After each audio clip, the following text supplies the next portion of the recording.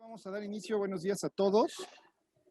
Eh, Empezamos con las conferencias de este cuatrimestre. Y bueno, pues la primera del ciclo lleva por título Desarrollo y evolución de la microempresa a gran empresa, riesgos y cambios estructurales necesarios. Nuestro invitado el día de hoy es el doctor Fracim García González. Y bueno, pues antes de cederle la palabra para que ya lo ubiquen en pantalla, les voy a platicar su currículum. El doctor Fracim García González es licenciado en Administración de Empresas por la Universidad Nacional Autónoma de México, es maestro en Ciencias Administrativas, especializado en Administración Pública por la Universidad Autónoma de Nayarit. Él vive en ese maravilloso estado. Si no conoces Nayarit, no te lo pierdas. Además es candidato a doctor en Administración por la Universidad Nacional Autónoma de México. Actualmente lidera el NODES de la Costa en conjunto con el INAES y la Universidad Tecnológica de la Costa, a cuya institución también le mandamos un agradecimiento y un saludo por prestarnos al doctor García el día de hoy. Colabora con el Ayuntamiento de Santiago Ixcuintla, Nayarit, y con varias organizaciones del sector social, especialmente en el área de la economía. Es catedrático especializado en Administración Estratégica, en Administración de las Organizaciones y Finanzas. En el área de investigación ha desarrollado proyectos dirigidos al estudio de las cooperativas financieras, de las microfinanzas, las micro y las pequeñas empresas, las empresas del sector turístico, y también se ha desarrollado en la enseñanza a nivel superior, así como la transformación de las organizaciones, entre otros temas relacionados. Ha tenido una importante producción académica a partir de coordinar el cuerpo académico Estudio de Negocios para el Desarrollo Regional, con el que ha desarrollado varios productos académicos. Destacan 15 capítulos de diferentes libros y 3 artículos en revistas arbitradas, todos ellos con temas relacionados con micro y pequeñas empresas, evaluación del potencial turístico y cooperativas financieras. Y bueno, pues él es nuestro invitado el día de hoy. Además, con el gusto de que yo le pueda llamar amigo, a quien le mando un gran abrazo, mi querido Fracim, y el agradecimiento por compartir tu tiempo y tu conocimiento con los estudiantes de la Escuela de Negocios de la Universidad de Londres, de las licenciaturas en Administración de Empresas, Contaduría, Finanzas, Mercadotecnia, y también con nuestros egresados. Así que sin más, mi querido Fracim, bienvenido, y te cedemos cámaras y micrófonos. Adelante. Hola, ¿qué tal? ¿Cómo están? Espero que sí se esté escuchando bien. Un saludo desde el cálido Santiago Ixcuintla. Seguramente no lo ubican. Es una pequeña población que nos encontramos, digamos, en el norte del estado de Nayarit. Estamos a escasos 25 kilómetros de la playa y hace un calor impresionante. Estoy en las instalaciones de la Universidad Tecnológica de la Costa, mi casa de estudios. Aquí es donde estamos trabajando, y gran parte de todo lo que estamos desarrollando justamente lo hacemos aquí, en una región que es considerada como una región que necesita mucho apoyo para el desarrollo, básicamente agrícola, y encaminada con potencial hacia el turismo. Hemos tenido la oportunidad de, a partir de las investigaciones que hacemos nosotros, poder sacar y concluir algunos elementos que nos han hecho y que les voy a compartir ahora. Nos han hecho algunos trabajos académicos, algunos en red que hemos desarrollado tanto a nivel nacional como internacional, y que, bueno, es parte de lo que vamos a platicar hoy. Me dicen que tenemos escasos 40 minutos. Yo me podría pasar toda la mañana platicando esto. Sabe Andrés que le puedo dar bastante en la plática, pero vamos a ser muy concretos. Entonces, pues bienvenidos a esta plática. Cualquier duda que tengan, normalmente les pido, interrúmpame. No sé si haya posibilidad de que abran sus micrófonos, sino por el chat que tenga el Zoom. Y si hay alguna pregunta, le pediría a Andrés, por favor, que me la vaya haciendo, porque yo voy a estar viendo principalmente la presentación, ¿no? Cuenta con ello, claro. Sin más, empezamos con este tema que la verdad es que a mí me apasionó desde hace mucho, ¿no? Y de hecho fue la base de mis estudios de doctorado, justamente pensar cómo cómo esta idea, por ejemplo, incluso en los años 80 había un anuncio en lo que era la televisión de un señor que empezaba vendiendo chicles en una mesita afuera de su casa y que poco a poco iba pasando el tiempo y entonces ya tenía más surtido y luego ya la cochera la había adaptado y ya era una pequeña tienda y de repente ya tenía como un Oxxo. Cuando salió ese anuncio todavía los Oxxos no eran tan comunes, o sea, estamos hablando de los años 80 más o menos, probablemente muchos de ustedes todavía no habían nacido, pero ya cuando me vuelvo profesional de la administración, siempre me quedé con esa idea, ¿no? De que cualquiera pudiéramos en un momento dado empezar un micronegocio y cómo hacerle que fuera creciendo. Ahora, ¿cuál es la realidad? La realidad es que no hay movimiento. La realidad es que vas viendo las estadísticas y no hay una movilidad, digamos, en crecimiento de este tipo. Es decir, los negocios que han nacido micro, en su gran mayoría se quedan micro. Los negocios que han nacido tamaño medio o pequeña empresa también se quedan en ese tamaño, ¿no? Y bueno, pues la pregunta sería, ¿por qué? Si pudiéramos crecer y hay negocios que tienen 20, 30, 40 años y siguen en la misma dimensión. Y de ahí es lo que vamos a platicar ahora. Algunas reflexiones, algunos hallazgos, algunos elementos o tips que pudiéramos manejar, ¿no?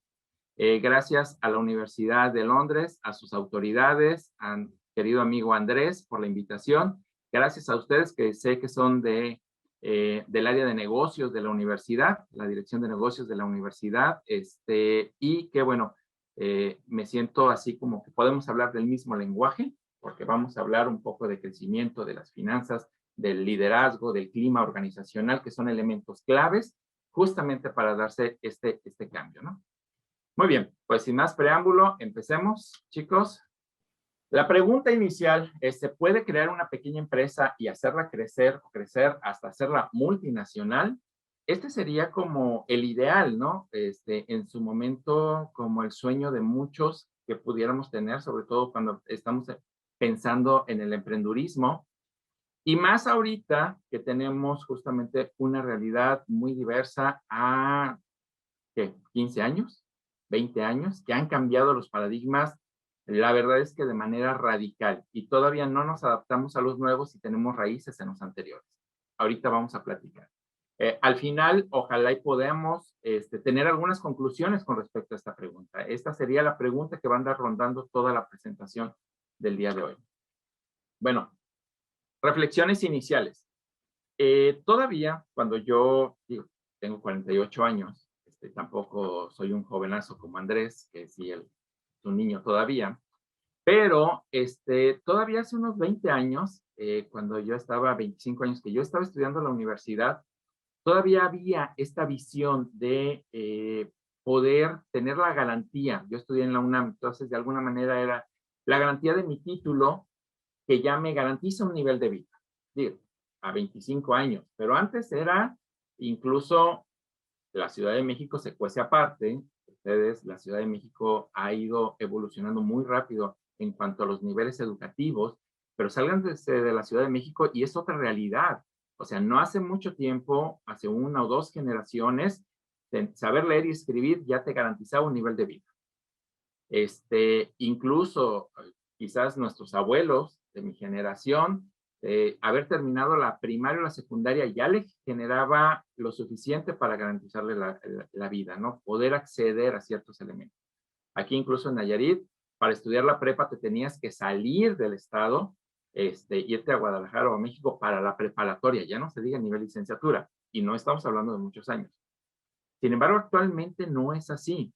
Ustedes, la gran mayoría va a terminar con una licenciatura y no es que per se el papel les garantice una posición en la cual, digamos, ya tengo resuelta la vida. De igual manera, la gran mayoría de mi generación todavía crecimos con esta idea de vamos a entrar a trabajar a un lugar y ahí va a ser toda la vida, hasta jubilarnos y podemos tener este empleo, ¿no? Primero era general, tengo parientes, por ejemplo, en Televisa, que esa era la gran idea con el Tigre Azcárraga, que él generaba esta visión de familia, ¿sí? Después fue nada más en el gobierno, es decir, no, la iniciativa privada era una cosa y en el gobierno, actualmente en ninguno, en ningún espacio existe esta garantía. Además de esto, a ustedes, perdón por que lo diga y la expresión, pero el modelo de jubilación sí los jodieron, O sea, la verdad. O sea, el modelo de jubilación que hay actualmente no les da posibilidad absolutamente de pensar que con trabajar y lo que esté en el proceso del Afore, cuando ustedes terminen este periodo físico de tener la capacidad de poder hacer un trabajo, van a tener asegurado un ingreso. La verdad es que no. O sea, la verdad es que para que tú tengas más o menos en la Afore lo suficiente para que te den un salario mínimo, antes de la última reforma, porque ahora prácticamente todos tienen un salario mínimo, pero un salario mínimo es nada, tendrías que tener 1,000,000. Y por cada 1,000,000 en la Afore te pueden dar un salario mínimo más cuando te jubiles y estés ya digamos, nada más cobrando. Entonces, no dan las cuentas, no te dan las cuentas, ¿no? Entonces, está muy difícil. Lo que va a pasar en general es que les van a dar todo su ahorro, el 80-90% se lo va a acabar en un año y después a ver cómo van a vivir. El valor del trabajo en el actual modelo económico también, sin adentrarnos demasiado en ese tema, porque es otro tema completamente diferente, pero la verdad es que la competitividad que se está dando a nivel de las empresas y de las regiones, en general está marcado por los salarios.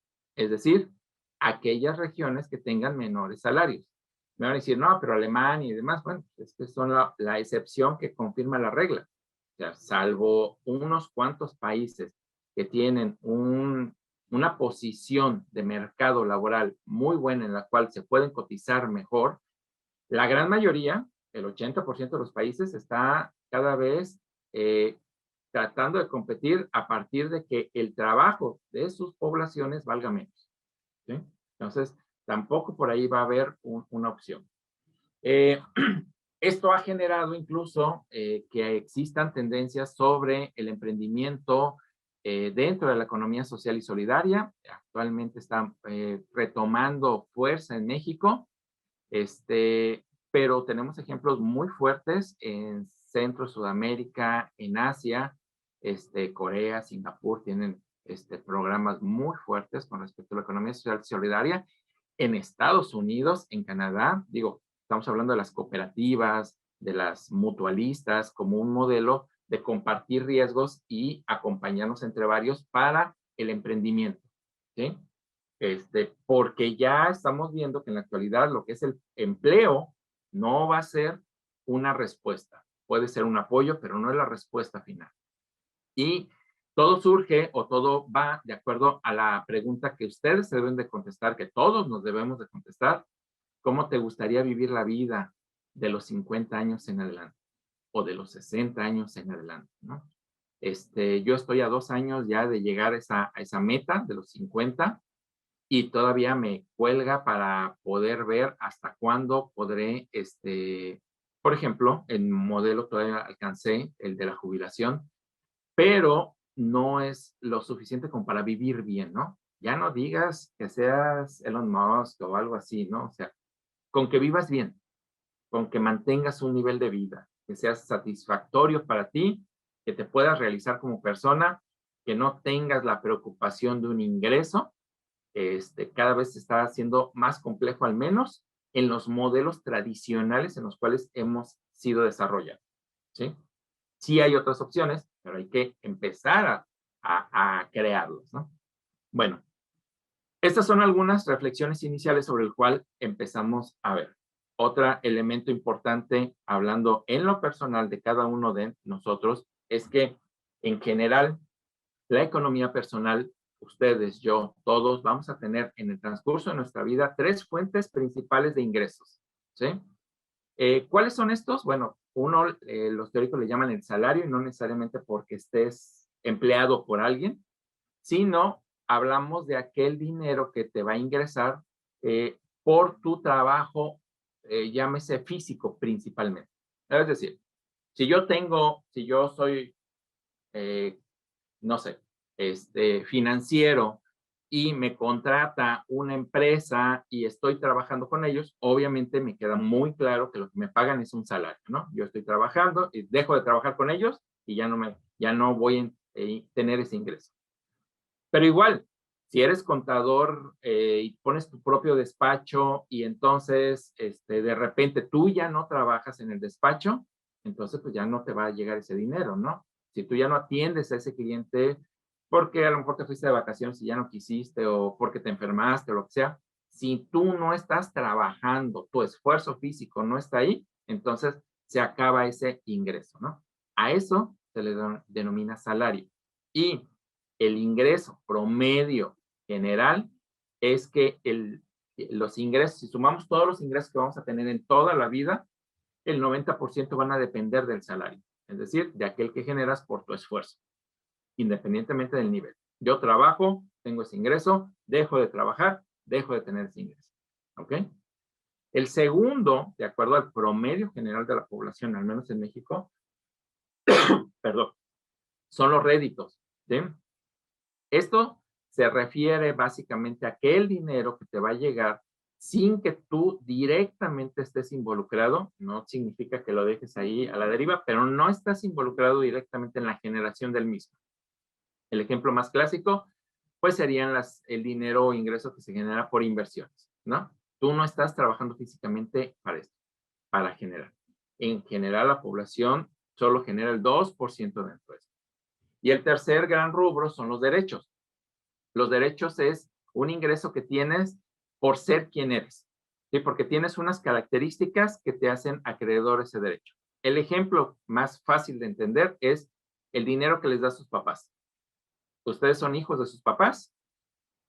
Por ese hecho, no hiciste nada, no generaste nada, no creaste nada. Es que es una característica que tú tienes inherente y entonces por eso te va a llegar. Y mucho tiene que ver, por ejemplo, también por parte del gobierno cuando son las becas, ¿no? Las becas a madres de familia, que es, tengo una característica que tengo un hijo, una hija, no tengo una familia establecida, estoy estudiando en un nivel superior, lo cumplo, entonces me llega, ¿sí? Las becas para la educación media superior, estoy estudiando la prepa, entonces me llegan.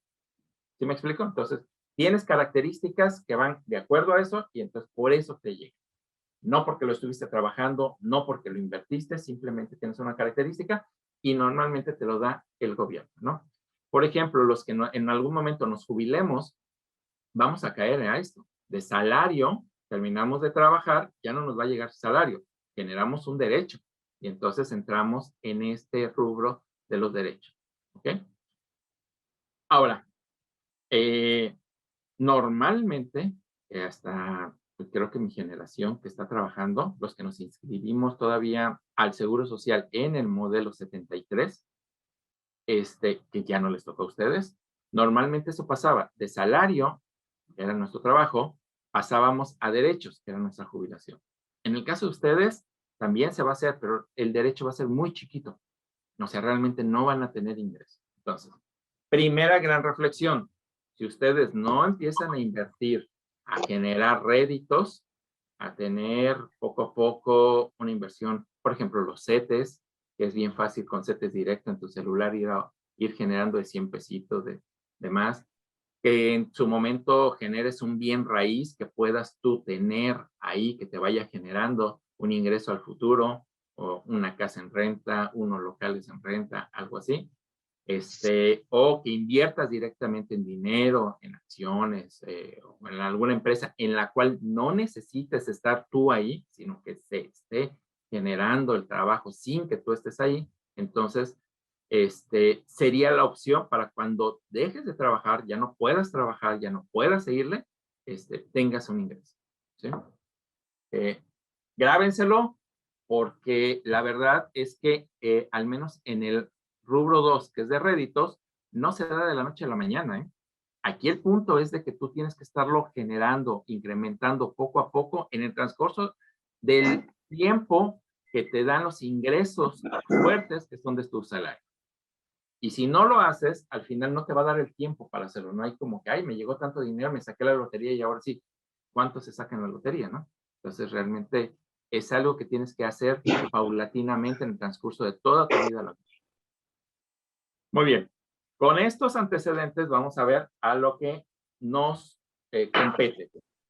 Partiremos del supuesto de que creamos una microempresa de producción o servicio. ¿Qué les gusta? Lo que ustedes quieran, ¿no? Vamos a crear zapatos. Tenía un amigo que su familia hacía botas y que estudiaba ahí en la Universidad de Londres, por cierto. Por eso me vino ese ejemplo. Vamos a tener zapatos, tenemos una producción de carne de avestruz. Hay una muy buena, un proyecto muy interesante allá. O vamos a hacer una cooperativa mutualista de salud. Hay un proyecto muy interesante ahí en México, que está súper interesante. ¿Y cómo vamos a crecerla? ¿Sí? ¿Cómo podemos irla creciendo? Bueno, algunos puntos muy importantes para esto. Yo creo que ya, al menos ustedes, tengo entendido, les queda muy claro que tendrán que tener, de alguna manera, un proceso de emprendimiento. ¿Sí? Es decir, ya el salir a buscar un empleo, ojalá lo encuentren, ojalá lo tengan acceso, pero van a suceder dos cosas. O no lo encuentran, porque la verdad es que la Ciudad de México está súper saturada, o en su defecto, no va a tener las condiciones para un crecimiento en el cual ustedes digan, me va a dar un nivel de vida que yo quiero. ¿Sí? Entonces, ya sea que encuentren trabajo o no lo hagan, es muy probable que lleguen al punto en el cual digan, necesito más ingresos. Y entonces van a tener que ver esta opción de ir creando una microempresa. Bueno, pero una vez que la tengan, no se pueden quedar a nivel de microempresa, tienen que crecer. Y aquí vamos a ver algunas teorías al respecto para poder generar esta idea, esta visión de poderla crecer, ¿no? Hay un teórico, Greiner, que fue el primero en, digamos, dar un esquema más o menos coherente con respecto y que nos explicaba más o menos este fenómeno. Él lo llama la evolución y revolución de las organizaciones. Y tiene algunos puntos muy interesantes que hay que reflexionar al respecto. Nos dice que en general una empresa, pues obviamente primero, desde que nace tendría que ser negocio, es decir, que genere el flujo de efectivo suficiente para que mis inversión y mis gastos sean menores que el ingreso que genero, y entonces empieza a funcionar. Pero que dependiendo de dos elementos, el tamaño de la empresa y el tiempo en el cual está sobreviviendo, va a enfrentar diferentes situaciones que le va a llamar revoluciones. Y como todo en la vida, si las superas, te va a dar elementos para poder transitar en la siguiente etapa. Si no las superas, pues desapareces. ¿Sí? Nadie te garantiza que de una etapa a otra ya la superaste y ya eso ya te abre el panorama. No, en cualquier momento puede venir una crisis, una revolución en la cual desaparece la empresa, se transfiere, se vende. Hay varias opciones que se manejan, ¿no? Bueno, pero vamos a centrarnos en esta parte, la primera. Greiner maneja la primera etapa, ¿sí? La fase cuando empieza el negocio. Y es un negocio que es joven y es chico. Aquí él maneja que este tipo de negocios van a sobrevivir y van a poder crecer dentro de su rango con la creatividad del empresario. Esto es, básicamente, una microempresa donde el trabajo del empresario puede ser una de las características principales que haga que tenga o ingrese al mercado, se mantenga en el mercado. Normalmente, hablando en generalidades, el 90-95%, creo que hasta más, 98% de las microempresas que por sí mismas, nada más para ubicar nada más en estadísticas. En México, el 99% de las unidades económicas están entre micros y pequeñas empresas, es decir, que tienen desde un empleado a 10, sería micro, o de 10 a 25, 11 a 25, sería pequeña empresa. Entonces, el 95% de todas las unidades económicas, 99% de todas las unidades económicas son micro y pequeñas empresas. y representan cerca del 70% de los empleos. Sí hay medianas y grandes empresas y también dan mucho empleo, pero ya visto en el macro, son muy pocas las medianas, muy pocas las grandes empresas. O sea, los bancos, por supuesto que tienen una nómina enorme, ¿no? Pero son pocos bancos, de acuerdo al número de unidades, ¿no? Entonces, estas empresas, estas microempresas, la gran mayoría, la tortillería, el de abarrotes, el que ofrece zapaterías, el taquero, todas estas unidades, que pueden ser muy buenos negocios también, nacen y normalmente se van a sostener por la creatividad y fuerza del empresario. ¿Sí? Sin embargo, aquí hay el primer riesgo, ¿no? Que puedas colocarte, porque la gran mayoría de estas microempresas normalmente salen como productos commodities, es decir, el mismo producto de todos los demás. ¿Sí? Y entonces tendrá que tener una característica que puede ser desde ubicación, desde precio, hasta la más característica que es la personalidad de quien te está atendiendo, de quién es el dueño. Por ejemplo, tú vas a un pequeño restaurante y normalmente vas a repetir si el sazón es bueno. Si el chef o el que cocina, la pozolería y demás, es la dueña, pues siempre va a estar ahí, ¿no? O si el chef o el que cocina está contratado, pues tiemblan porque en el momento en que se vaya, pierde el sazón y entonces ya no vas a ir. O tú vas con tu taller mecánico porque le tienes confianza a tu mecánico o al que te corta el cabello, ¿no? O vas siempre a la misma tiendita porque el que te atiende o el dueño te cuenta siempre chistes, siempre está alegre, te hace pasar un buen rato y entonces así atrae en su mercado. ¿Verdad? Está muy sustentado en las capacidades y características del microempresario. Ahora, este modelo nos dice que aquello, y esto es muy importante, grábense, aquello que te da la capacidad de crecer en una etapa es tu veneno para la siguiente etapa. ¿Sí? Así de simple. ¿Okay? ¿Qué significa eso? Que va a llegar un momento en el cual el crecimiento de esta empresa, sustentada en su creatividad, va a llegar un momento en que ya no va a poder crecer más. ¿Sí? Si tienes un pequeño restaurante, a lo mejor tenías 3 mesas, creciste a 10, puedes crecer a 20, 25 mesas, pero créeme que la vida ya no te va a dar si quieres crecerlo a 40. O sea, ya no hay capacidad del microempresario. El microempresario tiene una capacidad. Y entonces el problema es replicarlo sin él. ¿Sí? El maestro de taekwondo que tiene su gimnasio y que puede crecerlo mucho, pero está sustentado en que él dé las clases. Entonces no puede así como, ay, vamos a abrir otros tantos, porque entonces, ¿quién va a dar las clases? Entonces ya no va a ser él. ¿Sí me explico? Entonces normalmente en la etapa de crecimiento va a llegar un momento en que la capacidad del empresario se va a llegar a su tope. Y entonces poder avanzar a otra etapa va a venir al menos en esta, una crisis de liderazgo. Es decir, yo estoy acostumbrado a dominar todo, el microempresario, yo estoy acostumbrado a tomar las decisiones, a que todo se sustente en mí, y de repente, híjole, ¿quieres crecer? Tienes que buscar cómo duplicas las características de tu negocio, pero sin ti.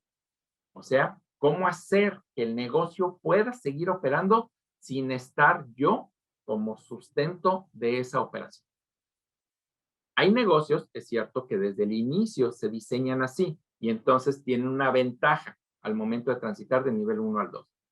Pero hay negocios que no, la gran mayoría no, se sustentan porque además no tienen la capacidad, se sustentan en mi capacidad, en lo que hago, en cómo lo hago, etcétera. ¿Sí? Y duplicarlo es el problema. La segunda etapa es cuando empezamos y tenemos un modelo que puede ser duplicado, ¿sí? Y que podemos entonces tener esa característica que nos dio éxito en más de una unidad económica. Y entonces, ya aquí el reto es la dirección. La característica es de dirección. Es muy diferente yo estar operando mi negocio, mi micronegocio, donde estoy todo el día, donde veo todo, a tratar de operar 2, 3, 4 sucursales donde realmente no me encuentro. Cómo hago los controles, cómo explico y proyecto lo que yo quiero que sea cada una de estas, porque todos conocemos este ejemplo, ¿no? Donde decimos, ¿a qué restaurante? Oye, ya pusieron este restaurante aquí. Uy, sí, pero el bueno es el que está allá, el original, ahí es donde está bueno. Pues sí, es la misma marca, pero la verdad es que, pues no. ¿Sí? Entonces, ¿cómo duplicar sin que dependa de mí? Es el reto. Y después, ¿cómo manejar eso? Greiner aquí empieza obviamente desde una visión en Estados Unidos que la dirección tendría que ser más profesional y el empresario ir soltando para que pueda hacer. Bueno, supongamos que logramos hacer ese salto de liderazgo de mi negocio donde yo soy dueño y señor de todo a un negocio que puedo yo replicar donde obviamente cada unidad económica, cada sucursal va a tener un liderazgo independiente, no independiente, pero sí ya no voy a ser yo, ¿sí? Van a estar ligados, pero no soy yo. Y entonces, de operar un negocio, tengo que estar en una posición de director o poner a alguien en esa posición de dirección mientras yo sigo operando únicamente una unidad económica. Esta es la etapa. Y si lo logro hacer, seguramente, si ya pude duplicarlo en 2 o en 3, se abre el panorama porque podré duplicarlo o multiplicarlo en N cantidad de unidades, dependiendo, pues, las características de la inversión, etcétera, ¿no? Estas características de dirección, ¿sí? Me va a ayudar a crecer, sobre todo dirección controlada, específica, etc. Y normalmente el crecimiento se va a dar primero en la misma región donde tu marca puede ser conocida, donde ya tienes cierto posicionamiento. Y si tienes éxito, vas a empezar a desarrollar procesos de abarcar nuevos mercados, donde cada vez puedes ir más lejos, ¿no? Ya tu sucursal ya no solo está en la Ciudad de México, también está en Querétaro, puede estar en Puebla, a lo mejor vas generando, ¿no? ¿Por qué? Porque ya tienes un modelo el cual se puede replicar y tú lo puedes hacer. Ese modelo y ese modelo de dirección va a tener una crisis, la crisis de la autonomía. Cuando creces demasiado, vas a ver que todas las características de las diferentes unidades son diferentes. Diferentes unidades son diferentes.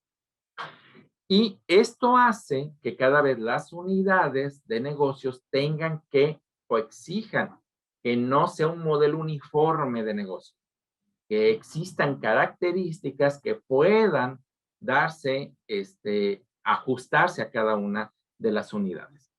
Y entonces viene la crisis de la autonomía.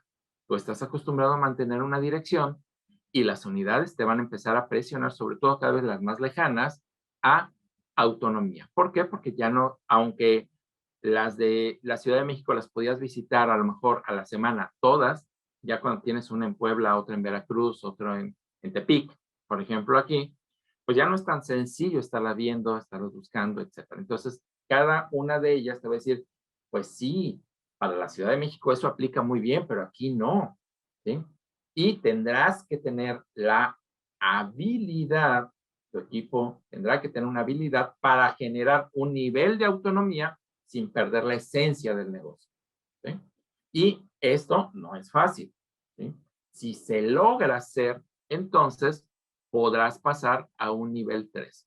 Normalmente estaríamos hablando ya de una mediana empresa en el nivel 3, ¿sí? Y en este nivel 3 estaríamos también hablando de que muchas empresas van a tomar la gran decisión. ¿Me quedo aquí como estoy o sigo tratando de crecer? Cuando yo digo, me quedo aquí como estoy, eso implica que ya no le voy a apostar al crecimiento. Y ahorita vamos a hablar un poquito de eso, sino que más bien le voy a apostar a la consolidación. Y son dos rangos completamente diferentes, ¿sí? ¿Por qué? Bueno, pues porque el crecimiento va a implicar un riesgo, el crecimiento va a implicar también que se hagan cosas nuevas, diferentes y que se dé flexibilidad. El crecimiento tiene que dar flexibilidad. La consolidación, por el contrario, no, ¿sí? Normalmente puedes crecer y después entrar a procesos de consolidación, ¿sí? Cuando estás y decides que tu negocio se queda ahí, que ya no vas a crecer, sino que lo vas a consolidar, normalmente tienes un enfoque, pues hablan los contadores, hacia control de costos. ¿Por qué? Porque entonces Si ya no voy a crecer, mi modelo de negocio es no crecer, entonces sacarle el mayor provecho posible. Y esto viene con procedimientos, con capacitación, con estandarizar el modelo de negocios y con controles en los costos. ¿Para qué? Para poder sacar el mayor provecho, justamente económico, a esa consolidación o ese proceso de consolidación en donde te encuentras. Puede ser que después de este proceso te den otra vez ganas de volver a crecer, pero ya cuando lo tienes consolidado. No está peleado uno con otro, no significa, pero en promedio y en estadísticas, de las empresas que llegan a este nivel 3, yo creo que el 80% se queda ahí, decide quedarse ahí. Normalmente el empresario ya tiene ingresos interesantes y dice, ya no me meto en más broncas, ¿no? Pero suponiendo que quieres seguir creciendo, ¿qué sigue aplicando?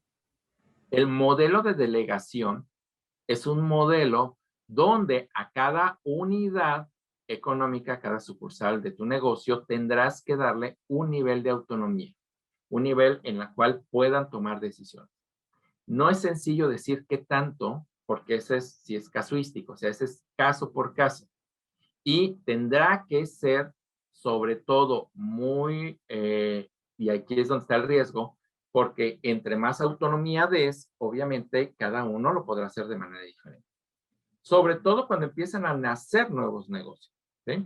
Es muy diferente llevar la visión del empresario en un grupo pequeño, donde casi los tienes en contacto, a que nuevos integrantes, de repente, que se incorporen al modelo de negocio, puedan entender por qué llegaron a ese modelo, ¿no? Entonces, esto te va a ayudar, insisto, a crecer. Y podrás crecer nuevamente porque entonces sí, tu modelo de negocio se va a ajustar a muchas realidades diferentes. Y eso te va a dar la posibilidad, realmente faltaría las cuestiones de inversión, recuperación de la inversión, etcétera. Pero bueno, suponiendo nada más en el modelo de negocios, tendrás la opción de seguir creciendo. ¿Okay? Si sigues creciendo, tienes éxito en esa transformación hacia un modelo de delegación donde cada unidad tiene una autonomía, entonces, obviamente, va a llegar un momento en que esa autonomía te va a generar una crisis. Volvemos a lo mismo que les había dicho. Eso que te hizo ser exitoso en una etapa se vuelve veneno para la siguiente. ¿Okay? Entonces, tu crisis va a ser de control. Vas a ver que de repente ya no vas a tener control. ¿Por qué? Porque las autonomías van a empezar a hacer cosas diferentes. Y a algunos les va a funcionar, a otros no les va a funcionar. Otros van a imitar lo que el otro sí le está funcionando, pero en su realidad ya es diferente. Y vas a ver que de repente ya no tienes el control. Cada uno está haciéndolo diferente. Regla importante en este proceso de crecimiento. No puedes ir a modelos anteriores. O sea, aquí la respuesta pudiera ser, entonces, si necesitamos control, vámonos a un modelo de dirección que nos funcionó muy bien aquí, ¿sí? En esa circunstancia, en esa realidad, en ese momento. Pero aquí es completamente diferente. Y los negocios que tratan de ir hacia atrás, lo único que van a hacer es que se van a agravar sus conflictos y sus problemas. ¿Qué es el modelo que se ha visto que han empezado a desarrollar los que han podido transitar? Un modelo de coordinación. Y este modelo de coordinación, digamos, sí es una dirección, pero es diferente. Este modelo de coordinación se habla de cuando, por ejemplo, generas ya no una dirección individualizada, un solo director, que sería el modelo 2, para cada una de las unidades, sino, como hacen muchas empresas grandes, que logras hacer regiones y entonces tienes dirección regionalizada. De esta manera la atención también se vuelve más personalizada de acuerdo al contexto. Es muy diferente tratar de operar absolutamente todos los negocios suponiendo que tienes una distribución a nivel nacional o gran parte del nivel nacional, todo desde la Ciudad de México. Porque la visión completamente de la Ciudad de México, Monterrey, Guadalajara es completamente diferente entre las tres, pero además es completamente diferente al 90% de todo lo demás de la población que no sean estas tres metrópolis. Entonces, verán en las grandes empresas que tenemos la región sureste, la región centro, la región noreste, la región norte, centro-norte o incluso regiones más pequeñas, ¿no? Entonces, este es el proceso de coordinación. ¿Qué haces con esa coordinación? Pues justamente un modelo de control, pero ya ajustado a una realidad que es diferente a otras regiones. Sí hay un nivel todavía de autonomía en la cual puedes ajustar tu modelo, pero no se lo das a las unidades económicas, porque entonces sí cada unidad empieza a ser un descontrol. ¿Sí? Imagínense que cada franquicia, por ejemplo, de la que ustedes gusten, Burger King, McDonald's o demás, pudiera hacer lo que quisiera en su franquicia. Es un relajo. ¿Sí? Pero sin embargo, aún en las franquicias hay diferencias. ¿Sí? Nada más véanlo. El menú que hay en México contra el menú que puede haber en Estados Unidos, sobre todo en el norte de Estados Unidos, o incluso en otro país, ¿no? Colombia. ¿Sí? Nada más, la característica picante que tenemos aquí, no hay en otros lados. La hamburguesa sigue siendo la misma. Los paquetes más o menos los mismos. Los precios también más o menos los mismos. Sin embargo, hay características únicas que se dan por las diferentes regiones. ¿Sí? Por ahí va la idea de un proceso de coordinación. Este proceso de coordinación por sí mismo también tiene un gran problema, ¿sí? Que se puede ir generando y se llama burocracia, que es la siguiente crisis. Nos vamos a ir un poquito más rápido porque ya se nos puede ir acabando el tiempo. No tengo reloj ahorita aquí. Pero la burocracia es justamente todos estos niveles intermedios que habrán de crearse para hacer estos modelos de coordinación. Y esto hace justamente que de repente tengamos un tramo de control que no sabe por qué se toman las decisiones, tampoco sabe cómo se están haciendo, sin embargo en medio procesan órdenes y procesan resultados. ¿Sí? Recuerden que los mandos medios en la pirámide organizacional tienen dos funciones: dar las órdenes, controlar cómo se hacen las cosas y subir los resultados para que la alta dirección tome decisiones. Entonces, en este sentido, ahí se empieza a hacer un problema, porque entonces para este segmento es más importante el proceso que todo lo demás. ¿Sí? Y aquí viene entonces otra crisis muy fuerte. ¿Cómo se resuelve? De acuerdo al modelo de Greiner, es a través de la colaboración. Y él habla aquí justamente cuando te logras salir incluso de tus dimensiones de país y empiezas a colaborar a nivel internacional. ¿De qué estamos hablando? Fusiones entre otras empresas, la incorporación de nuevos conglomerados que puedan hacer que justamente puedas crecer lateralmente o horizontalmente, ¿no? Es decir, tengas toda la cadena de lo que estés produciendo o que puedas ir incorporante en un corporativo que tenga todo ese mercado, ¿sí? Y que puedan romper estas inercias de burocracia. Bueno, este es más o menos el modelo de Greiner, que nos habla cómo puede crecer y cómo se va a dar. Reflexiones rápidas, porque ya me está viendo con ojos acá de pistola Andrés, ¿sí? Ya nos quedan unos minutitos, Frasim. Ok, muy bien. Yo apenas voy empezando. Crecer o consolidar son dos modelos completamente diferentes. Y ojo con estos, ¿eh? Miren, en todos los estudios psicológicos del mexicano, no sé si en general del mundo, pero en el mexicano, que sí he tenido acceso a ellos, nos gusta controlar todo. Somos controladores. Queremos tener el control. El ideal de nosotros es como el de la película de El diablo se viste de moda, donde llega la gerente, la dueña de la revista, y todos atrás de ella viendo a ver qué es lo que decide para que todos empiecen a funcionar.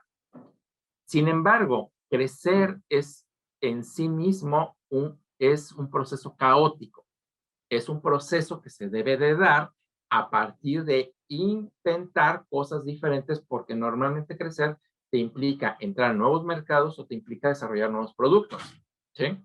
Y esto hace que no lo hagas como lo estás haciendo, si no, no lo vas a hacer, no lo vas a lograr. Entonces es flexible, el crecimiento tiene que ser un modelo flexible, cuidando los aspectos que te dan la esencia, y ahí es donde está el chiste del asunto, ¿no? Si no, cualquiera lo haría. Consolidar es todo lo contrario. Consolidar significa un proceso de control, un proceso donde todos estos procesos caóticos de crecimiento, de repente los metes en el mismo molde, o al menos aquellos elementos claves que te dan la esencia de lo que es tu negocio. Y para esto, la cultura organizacional es básica. Pareciera que no, pero el hecho de la cultura organizacional, lo vamos a tocar así rápido, es un elemento clave. Hay una cultura organizacional del negocio que se va a dar a partir de lo que el empresario piensa o cree y cuál es su personalidad, sobre todo en las primeras etapas, ¿sí? Normalmente hay muchas tipologías con respecto a cultura organizacional, pero vamos a tocar algunas rapidísimas nada más para dar el ejemplo. Hay culturas organizacionales orientadas al poder, ¿sí?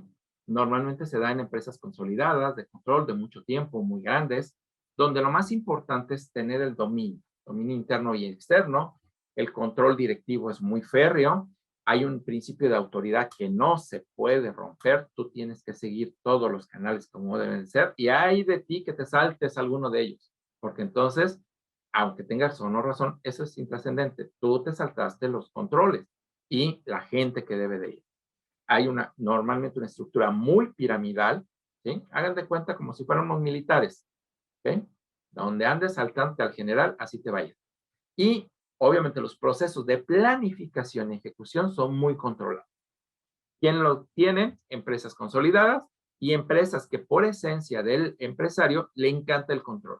Quiere tener el control, ¿ok? Hay otras empresas que están orientadas a la función, burocráticas, pudiéramos decir. Aquí lo más importante es la racionalidad y planificación. Se da mucho en las empresas del gobierno. Hay muchas normas y muchos métodos. Ese es lo básico, ¿no? Sigue un procedimiento. No sé a dónde va a llegar, pero tú sigue paso A, paso B, paso C. Llena 3, 4 formatos, haz 3, 4 llamadas, te sellan en todos y ya lo armaste, ¿sí? Y esto hace que exista lo que nosotros llamamos la burocratización.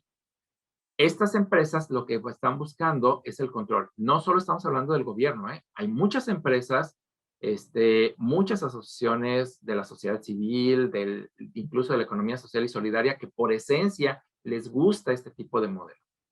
Hay mucho control, hay un proceso de consolidación permanente que tratan de controlar todo cada vez más y buscan mucho la estandarización. Bueno, en estas dos primeras empresas no se habla de crecimiento, ¿eh? O sea, se podrá hablar, pero la verdad es que con esos modelos es imposible. No se puede, ¿sí? No puedes crecer cuando te tiene netamente controlado.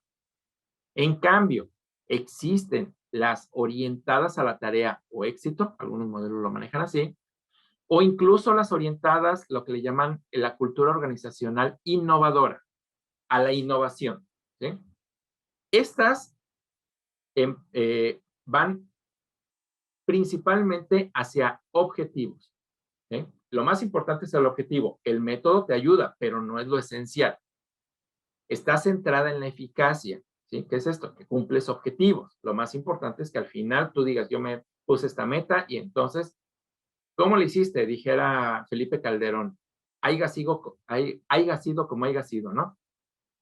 El riesgo de estas es ese, el que al final rompas a lo mejor hasta procesos o límites que puedes tomar con tal de lograr los objetivos. Pero bueno, en esencia, es centrada en la eficacia. Personas como valiosas le dan mucha libertad porque tienen un valor, creen en las personas y las estructuras participativas. Estas empresas tienen que ser muy flexibles.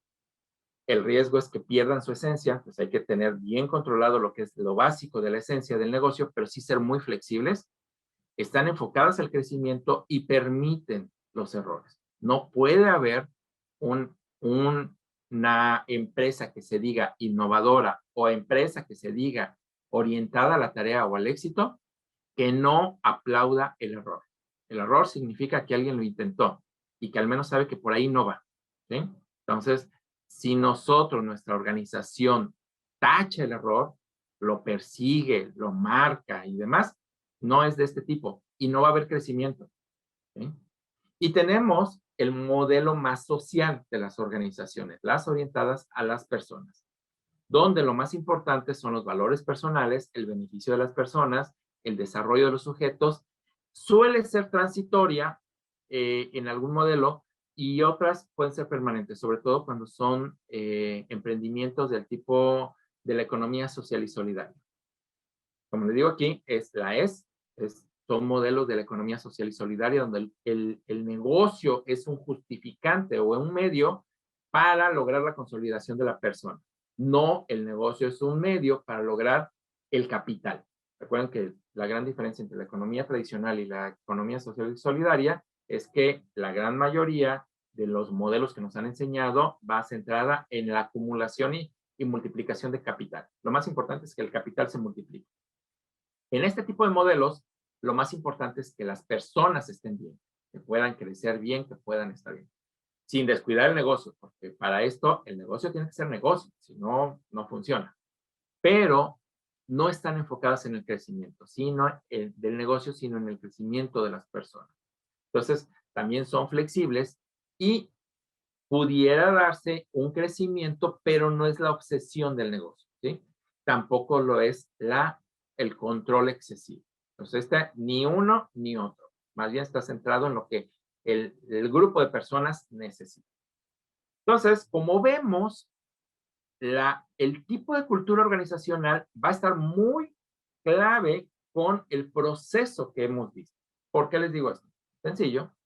Cuando ustedes están en una etapa, por ejemplo, de dirección, estamos hablando que vamos a llevar procesos probablemente orientados a la función. Es decir, controles, manuales, procesos, evidencias, etc. Pero si tú quieres crecer, de repente vas a tener que modificar gran parte de tu cultura organizacional hacia la tarea o éxito. Más flexibilidad, a lo mejor no todos, a lo mejor algunos, meter más elementos que permitan los errores, lo que pasa en el anterior no. Y aquí es el reto. ¿Por qué es esto? Si ya vieron más o menos de cultura organizacional, sabrán que lo más difícil es estandarizar una cultura organizacional. 2, lo más difícil de eso es cambiarla. O sea, ya que a todos le dijiste, así es como estamos trabajando, todos se la creen, de repente llegar a decir, ¿qué creen? Que ahora no, ahora le vamos a hacer, híjole, cuesta mucho, porque nos gusta tener el control, ¿sí? Nos gusta sentirnos cómodos en un ambiente. Entonces, este tipo de cambios son los que podemos nosotros tratar de interpretar por qué las organizaciones no han ido cambiando tanto, por qué no siguen evolucionando, ¿sí? Y digo, no hay una verdad absoluta, pero a mí se me hace que gran parte tiene que ver con esto, con los procesos donde ya se arraiga una cultura y es difícil poderlo cambiar, ¿no? Bueno, siguiendo adelante y reforzando esto, vean, el control es algo así en el modelo que vimos de Gray. Hay etapas donde hay mucho control, pero llegas a asfixiar y ya no creces. ¿Quieres crecer? Tienes que soltar. Pero si sueltas, llegas a perder completamente el control. Y entonces se te hace un relajo. Y entonces tienes que volver a tomar el control. Y luego vuelves a asfixiar, y entonces vuelves a soltar. Así es como a nivel de control es que se va llevando los procesos. Pero es difícil porque nosotros ya traemos una esencia como empresario sobre si nos gusta tener control o no nos gusta. Y poder transitar de uno a otro es de las partes más difíciles que puede haber. Bueno, paso clave, breve, ya para ir cerrando. Pasos claves en la transformación de tu organización. Primer gran reto, que tu negocio sea negocio. ¿Sí? Que encuentres un nicho de mercado en el cual seguramente la diferenciación te va a ayudar. Y muy probablemente la diferenciación va a estar basada en ti, en tus características, ya sea por trabajo, ya sea por eficiencia, ya sea por personalidad, vas a encontrar algo que se va a basar mucho en ti, sobre todo cuando es microempresa. Segundo gran reto, una vez que logras que el negocio sea negocio. 2, dificilísimo, que el negocio no dependa de ti. Si el negocio dependía de ti, transformarlo a que no dependa de ti es clave, es esencial y no es tan sencillo. Tampoco es imposible, ¿eh? Tampoco es para desilusionarlos, pero es el reto, ese es justamente el reto, ¿no?